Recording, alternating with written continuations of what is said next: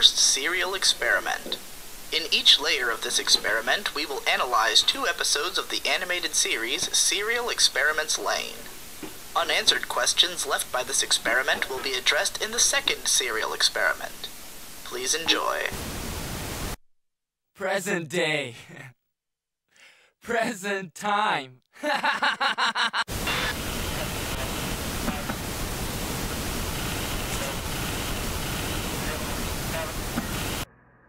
Our technological singularity is fast approaching. As progress charges forward at a constantly increasing speed, current estimates posit the 2040s as the point in which technological improvements will occur at a constant, self-replicating rate. In the time between now and then, transhumanism and the eventual merging of human consciousness with machinery are theorized outcomes of technical progress. One day, we will be able to leave the shackles of our human bodies and transcend our physical forms as a joined digital consciousness.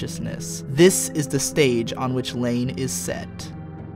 The story I am about to relate, while constructed on a patchwork of fiction, is nevertheless symbolic of certain phenomena based in reality. Furthermore, I predict that when the words here graven have been amplified, they will begin their transformation into truth. Every event serves to emphasize the existence of one's own personal reality, and as individuals separate from all others, we desire a place to belong. However, that too is but an egotistical concept. In order for there to be mutual understanding, it is necessary to recognize here and now that, like the brain synapses, we are all, in a logical yet chaotic manner, connected. Lain is Lain. Lain is Lain. Each is separate, yet they are one. By connecting, humanity gains first awareness of its function as a seed. By connecting, a human no longer remains a mere endpoint, a terminus, but becomes a junction to another point, having won the right to serialize itself.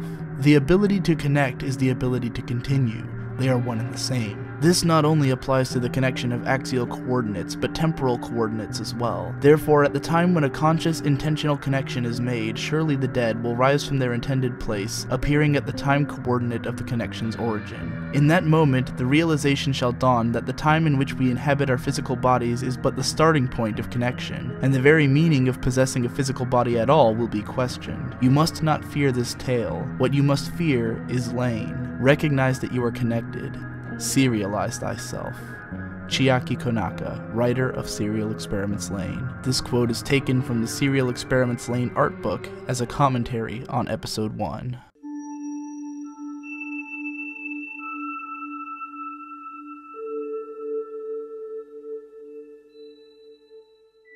The first episodes of Serial Experiments Lain exist to misdirect the viewer right from the beginning, and only by returning to these episodes, having thought through the rest of the show, can their purpose become clear. Layer 01 is meant to show us exactly one thing, that Lain herself is weird. Layer 01. We can't tell what she's thinking, we can't tell what she's doing, and that's exactly how everyone around her feels. Lain is totally and completely disconnected. She doesn't keep up with current events at school, she doesn't communicate with her family, near as we can tell she doesn't have any real interests other than stuffed animals and totally phasing out of reality. The inciting incident of the series happens when someone tries to make a connection with Lain, and that person happens to be dead. Well, their body is dead anyways. Their consciousness, it seems, has escaped into the wired. Lain's decision to pursue this connection is what leads her to ask her father for a new Navi, and that's really all that happens in this episode. Coming back to it from later episodes, we know that Lain is probably thinking a lot throughout this episode. The decision not to entreat us to any of her thoughts is intentional. It is to make us feel distant from Lain as viewers, the same way the world around her is distant. As Lain forms connections throughout the series, so too will we form a connection with her as viewers. A lot of strange and trippy things happen in this episode. These represent Lain's warped perception of the world around her. As artist Yoshitoshi Abe's prequel manga shows us in much clearer terms than the series ever does, Lain has a very fractured mind, which likely contributes a lot to her inability to connect. It's possible that she has difficulty even interpreting her own thoughts and experiences, much less communicating them to others. Part 1 of Layer 1 complete. Please flip the tape to proceed with Part 2 of Layer 1.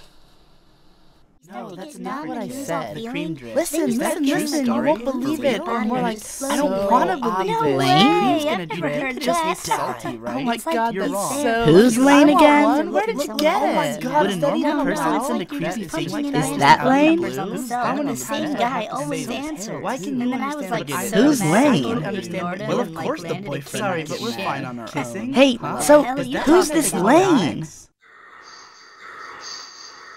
Girls Layer 02. People have a tendency to see one part of themselves as their true self, whereas the parts that they show to other people are mere personas. They think of these things as separate, when in reality a person is an amalgamation of all of their personas. It's hard to tell how much time has passed since the first episode, but one thing is clear: Lane has developed a presence in The Wired. This episode is tricky in its presentation, as it doesn't make us privy to which things Lane is lying about and which things she's honest about. Once again, coming back to the episode with more knowledge of what's to come and digging for clues can help. Lane is talking to someone on her Navi. She types in some kind of encrypted language. Someone who looks just like Lane appears at Siberia, and while Lane won't admit it to her classmates, it is apparent by the end of the episode that it was Lane at the club all along. The key to understanding Lane's actions throughout the episode is to realize that she's trying to keep her existence in The Wired and her existence in the Meet as separate entities. The realization she has by the end of the episode, which she uses to terrify a gunman into suicide, is that there is no escaping The Wired. No matter where you are